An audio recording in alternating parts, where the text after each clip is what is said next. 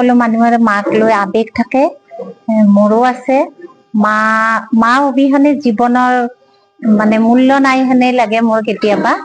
সেইকাৰণে মা থাকিলে কেনেকুৱা অনুভৱ আৰু মা যোৱাৰ পিছত কেনেকুৱা অনুভৱ হ'ব পাৰে, এই গোটেইখিনি সামৰিয়ে মই কবিতা পুথিখন লিখিছো। কবিতা পুথিখনত আচলতে মোৰ আবেগ বেছি আছে মাক লৈয়ে। আৰু মাক লৈ যিবিলাক কবিতা লিখিছো অকল মোৰ মা নহয়, মাক সৰ্বাংগীন হিচাপে মই মাক তাত উপস্থাপন কৰিব বিচাৰিছো। মা এগৰাকী কেনেকে সংসাৰৰ বোজাবিলাক বহন কৰে, সন্তানক কেনেকে ডাঙৰ কৰে, সেই সন্তানে যেতিয়া ডাঙৰ হোৱাৰ পিছত মাক গুচি যোৱা অনুভৱটো কেনেকুৱা হ'ব পাৰে, কিমান অসহনীয়, সেইখিনিও মই তাত প্ৰকাশ কৰিছো।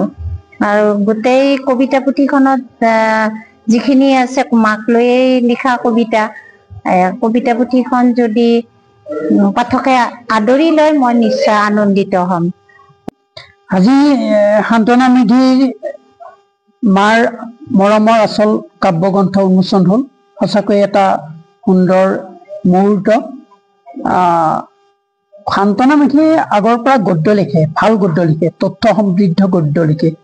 পঢ়ি থকাৰ সময়ৰ পৰাই যদিও বিজ্ঞানৰ ছাত্ৰী, তাৰপিছত আকৌ অসমীয়াতো MA ডিগ্ৰী লাভ কৰিছে, গতিকে অসমীয়া বিষয়ত এটা দক্ষতা আছে। গতিকে গদ্য লিখাৰ মাজে মাজে কবিতা লিখে আৰু এই কবিতা লিখি লিখি মাৰ মৃত্যুৰ পিছত সেইটো এটা টাৰ্ণিং পইণ্ট হিচাপে সান্তনা মেধিৰ জীৱনত যেন এটা উন্মেষ ঘটিল, যাৰ কাৰণে নেকি আজি মাৰ মৰমৰ আচল আজি উন্মোচিত হ'ল।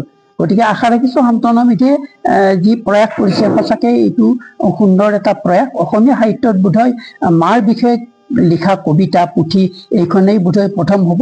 আমি কবিগৰাকীক শুভেচ্ছা জনাইছো আৰু এই কবিগৰাকীয়ে এনেকুৱা সদিচ্ছা আগলৈ ধাবিত ৰখাৰ কাৰণে প্ৰয়াস কৰিব আৰু অসমীয়া সাহিত্যত ন সৃষ্টিৰে